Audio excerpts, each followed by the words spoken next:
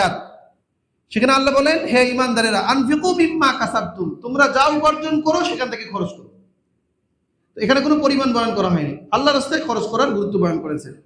এরপরে বিশেষ করে বলেছেন ওয়া মিম্মা আখরাজনা লাকুম মিনাল আরদ, এবং তোমাদের জন্য ভূমি থেকে যে শস্য উৎপন্ন আমি করি তা থেকে আল্লাহর নির্দিষ্ট পথে ব্যয় করো।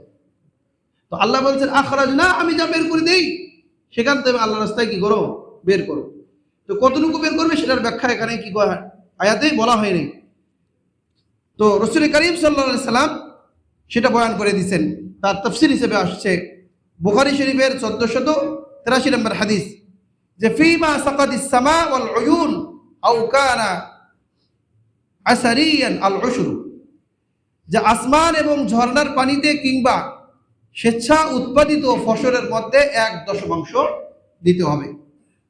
আর ওমা সুকিয়া বিন নাদাহি নিসফুল উশুর, আর যা সেচের মাধ্যমে আবাদ হয় তার মধ্যে 20 ভাগের 1 ভাগ যাকাত দিতে হবে।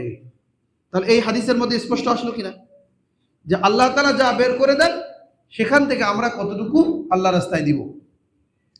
তো এজন্য সতর্কতামূলক আমরা উশুর বের করে দিব, আল্লাহ তাআলা দিয়ে দিবে। আল্লাহ তাআলা ফসলের মধ্যে বরকত দিবে এবং আযাব এবং গজব থেকে কি করবে, রক্ষা করবে। তাহলে এটা হলো 3 নম্বর প্রকার